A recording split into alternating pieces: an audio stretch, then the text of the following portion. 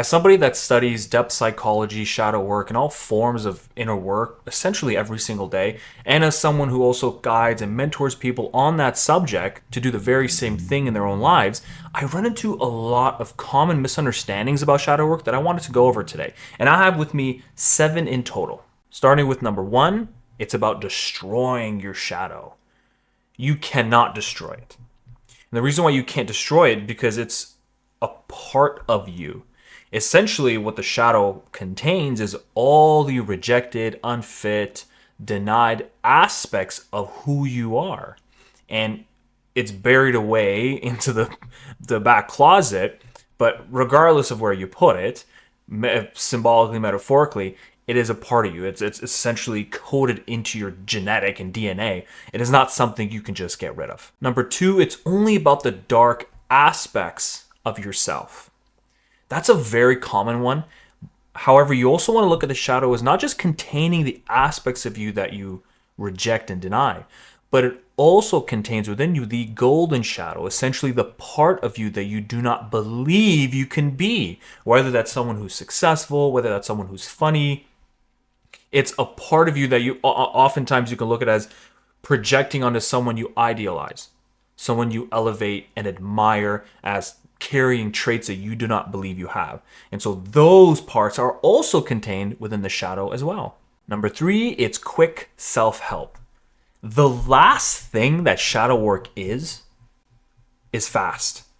It takes time, it takes consistency, patience, grace, and a lot of self-love because you're going to be seeing parts of you that you may not be wanting to see, you may not be wanting to face that reality. And oftentimes, I like to think of it as whatever you decide to focus on in terms of integrating, bringing into your conscious awareness, you can focus on it and be attuned to it. But then over time, as you focus on other things, that eventually slowly can get casted back into the shadow, causing you to have to go back, pay attention to it, bring it into the forefront. And so by that, I mean, just because you make a lot of ground, and you can make a lot of ground and things can get easier, but regardless, it's still an ongoing practice, just like going to the gym. You go to the gym, you lift weights, you feel really good, but then if you stop doing it, eventually you're going to get weaker, you're going to lose that strength that you had. However, when you go right back in, your body remembers what you're doing, your body remembers what it used to do, and you can actually get back to where you left off much quicker.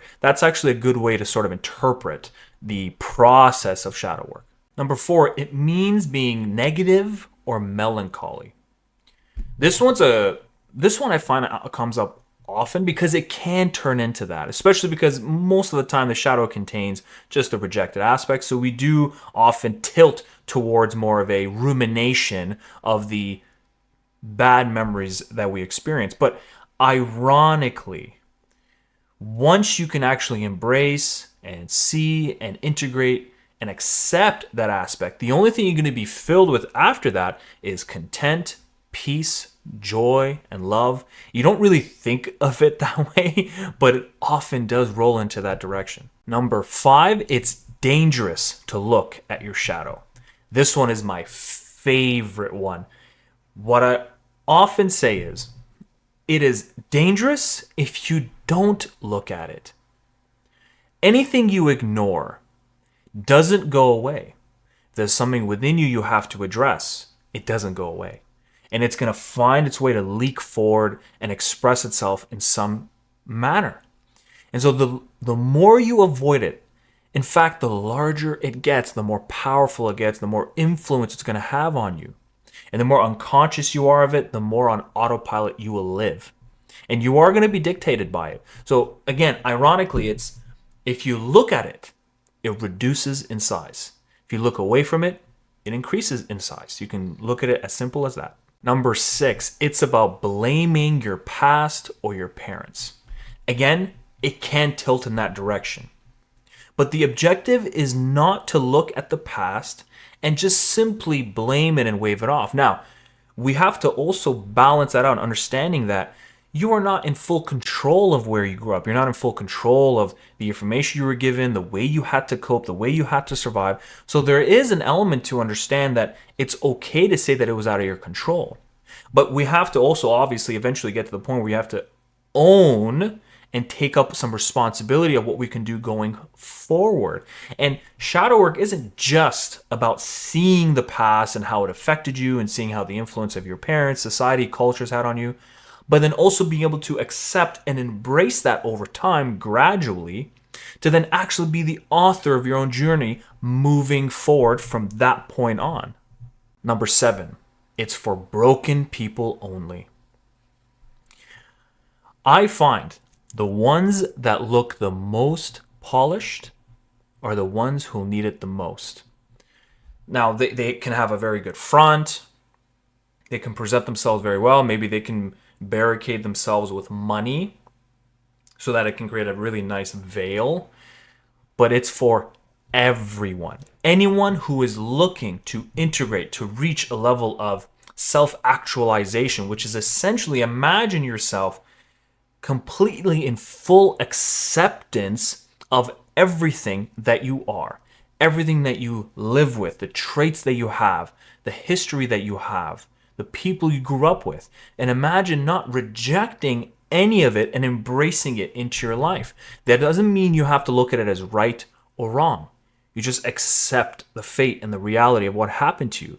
And then not having it control you, control your actions, your thoughts, your fantasies, your overall direction of where you want to go in life. So there is no one person that doesn't need it. Everybody needs it. Everybody in all shapes and forms. Now, what is an age that you can start? To be honest with you, you can really start generally, I would say once you get past like the 20s into the mid 20s, it really starts becoming a lot more, I would say,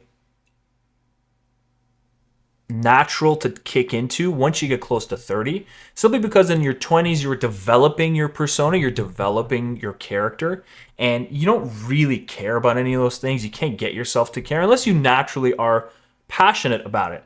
But for the most part, for the average person, you're trying to build up your money, you're trying to make friends and maybe hang out with girls, hang out with guys. You're not really thinking too much about it. And so it's nearing closer to 30, or at least when you start having kids, that's when it can really start changing. There you have it, all 7 of the most common misunderstood things regarding shadow work that I've ran into, not just in my own personal life and opinions that I've had before getting into it, but also the clients that I've worked with. And by all means, if there's one that I missed that you have ran into yourself, go ahead and comment below. I would love to read it, and I respond to pretty much almost every single comment anyway. So thank you very much, and I will see you on the next video.